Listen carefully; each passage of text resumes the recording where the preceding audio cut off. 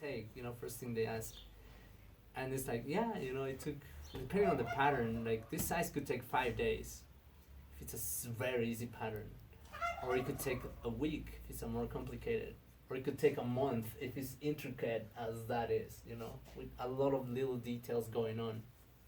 And Sarah could tell you how much time it could take, to add all those little details. So so that's why I really want people to understand our rugs from a different perspective.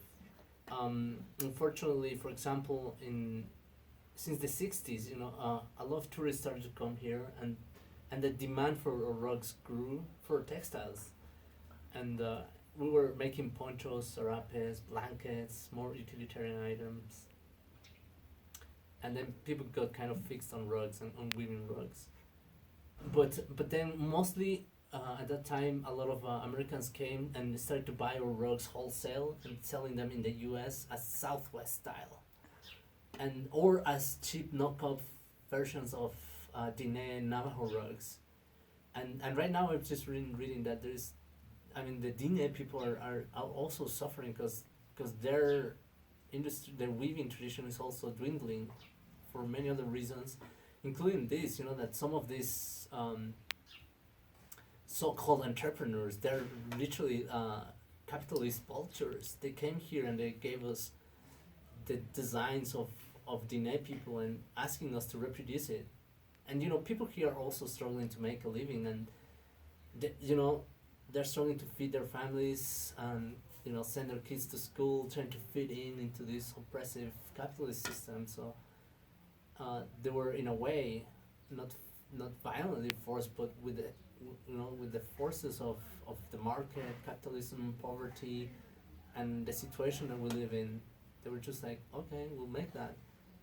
And these people were then selling those rugs for like thousands of dollars back in the US. So a few people made their own little fortunes, and they all have their own reasons too, probably their own struggles. But what I want to tell is that the story of our people is also very unique.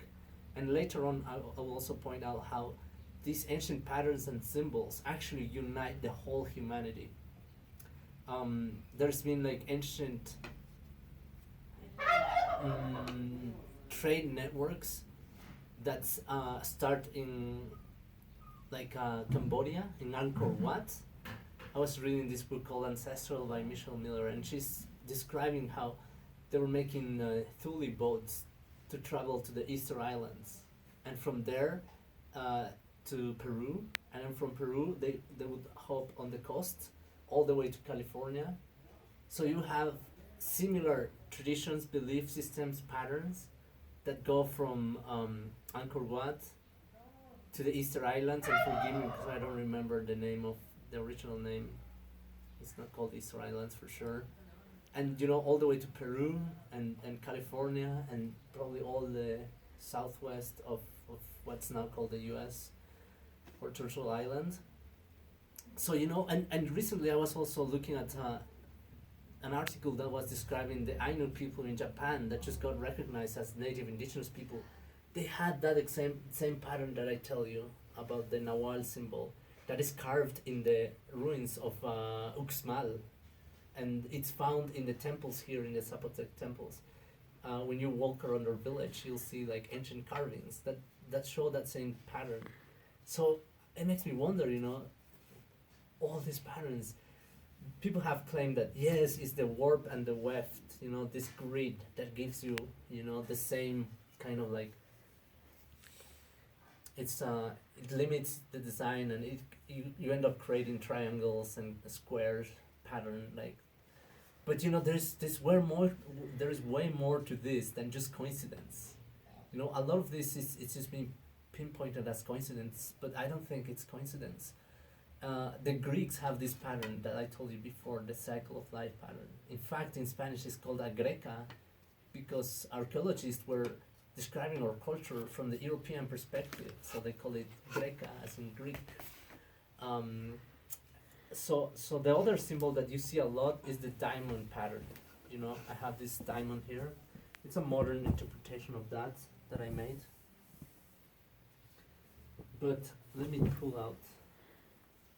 I told you about the corn, and we call the tree of life because we're the people made out of corn. But you'll see a lot of these patterns. These are this is more like how it's seen on the skin of the rattlesnakes, on the skin of certain snakes. You know, this diamond-like pattern.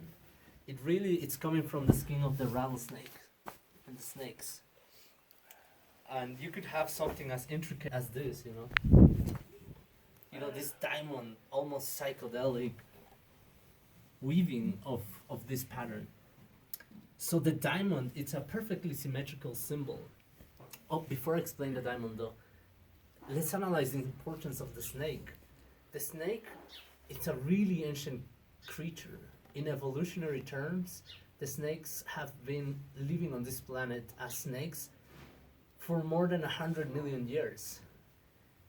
And we as humans, as a walking, upright, thinking, so-called thinking species, we've been on this earth for less than 2 million years. So the snakes are literally the elders of the planet, and we should look up to the snakes to learn how to live on this planet. And this is something that a lot of ancient cultures understood. I mean, the Egyptians had the snake on their head.